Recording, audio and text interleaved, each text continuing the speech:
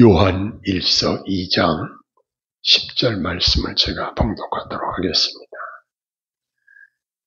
그의 형제를 사랑하는 자는 빛 가운데 거하여 자기 속에 거리낌이 없으나. 아멘. 우리가 잘 아는 찬송 중에 503장 찬송가 가사에 보면 이런 내용이 되어 있습니다. 세상 모두 사랑 없어 냉랭함을 아느냐. 곳곳마다 사랑 없어 탄식 소리뿐일세. 악을 선케 만들고 모든 소망 이루는 사랑 얻기 위하여 저들 오래 참았네. 사랑 없는 까닭에 사랑 없는 까닭에 사랑 얻기 위하여 저들 오래 참았네. 4절에 보면 기갈 중에 있는 영혼 사랑받기 원하며 아들도 소리질러 사랑받기 원하네. 저들 소리 들을 때 가서 도와줍시다. 만민 중에 나가서 예수 사랑 전하세. 예수 사랑 전하세. 만민 중에 나가서 예수 사랑 전하세. 이러한 찬송가 가사를 우리는 기억하고 있습니다. 지금 우리가 살고 있는 이 시대는 어떤 시대인지 이 찬송가 가사에서 잘 설명해 주고 있습니다. 다시 말해서 사랑 없어서 사람들이 아우성치고 기갈 중에 있다는 것입니다. 그래서 냉랭한 상태라는 것입니다. 사랑이 없는 것이 가장 비극이라는 사실을 우리에게 알려주고 있습니다. 사람들이 높은 문화 수준을 누리고 즐기며 좋은 주거 환경에서 많은 것을 풍족하게 누리며 살고 있지만 사람들의 탄식 소리는 여전하고 마음으로 나는 복되다라고 느끼면서 사는 사람들이 그리 많지 않다는 사실입니다. 대기업에서 높은 월급으로 거의 억대 연봉을 받는 노동자들도 거기에 만족을 하지 않고 더 많이 달라고 파업을 하는 모습을 봅니다. 회사는 자기들이 이익이 남지 않으면 근로자들의 생계는 전혀 생각도 하지 않고 그냥 문을 닫아버리는 이러한 시대에 우리가 살고 있습니다. 이러한 현상도 사랑이 없기 때문에 일어나는 현상이라는 생각이 듭니다. 요한 사도는 성도들에게 죄를 범하지 말 것과 믿음에 견고히 설 것을 권고하고 있습니다. 이 편지에서 의도하는 바는 그들을 죄로부터 주님께로 이끌어내기 위함인 것입니다. 요한 사도가 권고할 때 사용하고 있는 그 애정이 깃든 말씀들을 우리가 살피면서 복음이 힘있게 전파되는 비결이 뭔가, 사랑이 넘치는 성도를 통해서 효과적으로 전달된다는 것입니다. 이 세상을 살면서 원치 않게 죄에 넘어질 때가 있습니다. 그때 우리 주님은 우리의 옹호자가 되시고 피난처가 되어 주시는 것을 말씀하고 있습니다. 사도 요한은 이렇게 말합니다. 만일 누가 죄를 범하여도 아버지 앞에 우리에게 대언자가 있으니 곧 의로우신 예수 그리스도시라, 이렇게 말씀합니다. 이 말씀은 우리들에게 예수님이 친히 변호사가 되어주신다는 것입니다. 제가 우리 교회 집사님 사건 때문에 수원지방법원에 여러 차례 한 1년 동안을 다니면서 배운 것이 있습니다. 어떤 사건이 생겨서 재판을 받을 때는 그 재판을 담당한 판사와 가장 잘 아는 변호사를 선임해야 효과가 있다는 것입니다. 그래서 그것을 수소문해서 그 변호사를 선임을 하는 그러한 것들을 보았습니다. 자, 그런데 왜 제가 이 이야기를 하냐면 하나님과 우리 사이에 누가 가장 효과적으로 변호해 주실 수 있느냐? 예수님은 우리들을 사랑하셔서 친히 우리를 위하여 화목제물로 십자가에 죽으시고 또 부활하셔서 하나님 앞에 우리의 변호사가 되어 주셨습니다. 의로우신 재판장 되시는 하나님 앞에 가장 효과적으로 우리를 변호해 주실 수 있는 분은 우리 주 예수 그리스도이시라는 사실입니다. 그분이 하나님의 친아들이시기 때문에 그보다 더 가깝고 그보다 더 효과적으로 잘 통하는 사람은 없을 것입니다. 그러므로 우리를 위해서 가장 효과적으로 변호하실 수가 있으신 분인 것입니다. 우리는 이 예수님을 전적으로 의지하여 그분이 나를 변호해 주시기에 하나님 앞에 담대히 설 수 있게 되는 것입니다. 우리를 변호해 주시는 예수님은 우리들을 위하여 죽으시기까지 의로우셨습니다. 이 의로움에 의지하여 예수님은 우리들의 죄가 우리에게 부과되지 않도록 변호해 주시는 것입니다. 이렇게 우리 예수님은 우리들을 사랑하셔서 죄를 위한 화목제물이 되시는 분으로 지금도 여전히 예수님을 통해서 하나님께 나아가는 자들을 가장 효과적으로 변호하고 계시는 것입니다. 변호자 되시는 예수님은 과거에 믿었던 성도들이나 현재 믿는 우리들뿐 아니라 앞으로 예수님을 통하여 하나님께 올 모든 성도들을 가장 효과적으로 변호해 주십니다. 친히 화목제물로 죽으신 예수님은 모든 족속, 모든 나라에 있는 그를 믿는 성도들을 위하여 변호해 주시는 것입니다. 그래서 2절에 보니까 그는 우리 죄를 위한 화목제물이니 우리만 위할 뿐 아니요 온 세상 죄를 위하심이라 라고 말씀합니다. 사도 요한은 하나님께 대한 참된 지식과 사랑에 대하여 말씀합니다. 이 세상에는 진짜와 가짜가 있습니다.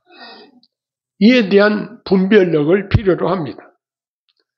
그런데 여기서 사도 요한이 말씀하는 진짜와 가짜를 어떻게 분별하느냐?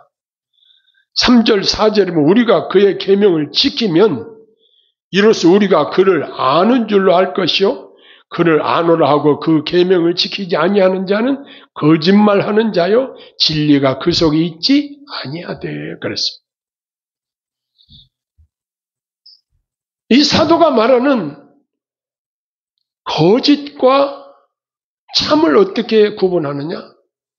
하나님의 계명을 지키는가 여부를 가지고 참과 거짓을 구분할 수 있다는 것입니다. 우리가 예수님을 참으로 알고 그분을 믿고 따른다는 증거는 하나님의 계명을 지키는 여부를 보면 알 수 있다는 것입니다. 하나님의 계명을 합당하게 순복한다는 것은 그가 하나님께 속하여 있다는 사실을 증명해 주고 있다는 것을 말씀하고 있습니다. 그와 반대되는 것은 하나님의 계명에 불순종하는 경우를 말합니다. 4절의 말씀대로 거짓말하는 자로서 진리가 그 속에 있지 아니하다는 분명한 사실을 언급하고 있습니다. 멋진 옷을 차려입고 웅장한 예배당에 나가서 거룩한 모습으로 예배하는 모양으로 성도 흉내는 낼 수 있지만 하나님의 계명을 지키지 않는 자는 분명히 거짓 신자임에 틀림이 없다는 것입니다. 그러면 여기서 사도 요한이 말하는 하나님의 계명의 핵심이 무엇일까요? 예수님이 명하신 말씀의 새 계명을 주노니 서로 사랑하라 말씀하셨는데 5절에 보니까 누구든지 그의 말씀을 지키는 자는 하나님의 사랑이 참으로 그 속에 온전하게 되었나니 이로써 우리가 그의 안에 있는 줄 아느니라 라고 말씀합니다. 이 말씀은 하나님의 사랑이 그 사람 속에 온전하게 된 그러한 상태를 말씀하고 있습니다. 내 속에 있는 것이 밖으로 드러나게 되어 있습니다. 내 속에 하나님의 사랑이 충만하게 있으면 그 사랑이 표현이 되게 되어 있습니다. 하나님의 사랑을 나타내지 않고 형제를 미워하거나 저주하거나 하는 행동을 하는 사람의 마음속에 하나님의 사랑이 있다? 이렇게 말할 수 있을까요? 제가 아는 사람 중에 한 사람은 자기 친형제 중에 아주 불쌍한 처지에 있는 사람을 미워하고 차라리 빨리 죽어버려라 이렇게 저주하는 이야기를 저한테 전달해 주는 사람이 있었습니다.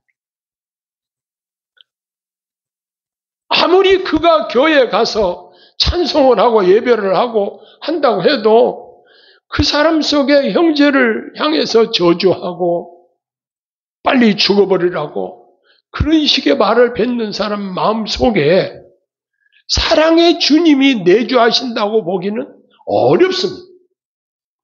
주님이 내주하시지 않고 주님의 역사하심에 순종하지 않고 주님의 계명을 지키지 않는 자가 하나님 나라에 들어간다고 말할 수 없을 것입니다. 그것은 본인 자신도 속고 있는 것입니다. 아하, 내가 이렇게 교회 다니면 천국 갈 거야. 나는 예수 믿는 사람이야. 이렇게 본인도 착각하고 있지만 사도 요한은 분명하게 그 구분점을 하나님의 사랑이 있는 사람과 그렇지 않는 사람과를 참과 거짓으로 명확하게 구분하고 있다는 사실입니다. 6절에 보면 그 안에 산다고 하는 전 그가 행하는 대로 자기도 행할지니라 라고 말씀합니다. 사랑의 주님을 모시고 있음을 고백하는 자들은 주님이 모범적으로 실천하는 사랑을 실천하는 것이 너무나도 마땅한 것입니다. 이제 7절로 11절에 보면 형제의 사랑에 대한 새 교훈을 주고 있습니다. 옛 계명도 역시 형제 사랑에 집중하고 있는 것을 알 수 있습니다. 새 계명 역시 서로 사랑하는 것입니다. 정말 참 그리스도인인가 증명하는 유일한 길은 이 사랑을 실천하는 것으로 인정을 받게 된다는 것입니다. 이처럼 사랑이 없는 자들은 거짓말하는 자로서 빛 가운데 있는 채 할 뿐입니다. 그들은 계속 어두움 가운데 있는 자들인 것입니다. 우리들은 그리스도께서 사랑하시는 자들을 나도 사랑해야 함이 참으로 당연하고 올바른 것인 것을 확실히 마음에 새겨야 합니다. 이렇게 형제 사랑을 실천하는 분들은 자기 속에 거리낌이 없다. 이렇게 10절에 말씀하고 있습니다. 이 사랑은 우리가 형제들을 귀중히 여기게 합니다. 그러나 그 형제를 미워하는 자는 어둠에 있고 또 어둠에 행하며 갈 곳을 알지 못하나니 이는 그 어둠이 그의 눈을 멀게 하였습니다. 11절에 이렇게 말씀하고 있습니다. 자, 어둠에 속해 있는 자는 참으로 불쌍한 자들입니다. 이러한 자들은 하나님의 구원에 참여할 수 없는 자들입니다. 어떻게 될까요? 영원한 형벌에 처하게 될 것이라는 사실입니다. 지금 말세 집안을 당한 이때에 우리에게 가장 소중한 것이 있다면 무엇일까요? 하나님의 사랑입니다. 내 안에 하나님의 사랑이 가득 차 있어서 내가 누구를 대하든지 하나님의 사랑이 나를 통해서 전달되는 통로가 되어야 돼요. 내가 가는 곳마다 주님의 사랑이 나를 통해서 나타나는 것이 지극히 자연스러운 거예요. 우리 주님은 우리에게 가르치셨습니다. 원수까지도 사랑하라고 우리에게 말씀하셨습니다. 우리 주님은 그 사랑을 친히 십자가에서 실천하셨습니다. 우리가 주님을 사랑한다. 이건 추상적인 것이 아니고 실제적인 것입니다. 왜냐? 우리 주님이 우리를 얼마나 사랑하셨는가를 깊이 깨달으면 깨달을수록 주님을 사랑하지 않을 수 없습니다. 나를 위해서 십자가에 죽으신 주님. 이보다 더 큰 사랑이 어디 있겠습니까? 이 사랑을 깊이 깨달으면 깨달을수록 우리가 주님께 대한 사랑을 억제할 수 없는 것입니다. 자연스럽게 주님을 향해서 이 사랑이 표출되는 것입니다. 자, 그러면 나는 하나님을 사랑해. 나는 정말 하나님을 사랑한다고 이렇게 말할 수 있습니다. 그런데 눈에 보이지 않는 하나님을 사랑한다고 고백하면서 눈에 보이는 형제를 사랑하지 않는다고 한다면 그 사람은 하나님을 사랑한다는 것이 증명될 수가 없는 것입니다. 하나님 사랑과 형제 사랑은 함께 가는 것입니다. 1계명부터 제4계명까지가 하나님을 사랑하는 것이고 5계명부터 10계명까지가 이웃을 사랑하라는 거 아니에요? 함께 가는 거예요. 하나님의 사랑이나 이웃 사랑이나 함께 나란히 가는 거예요.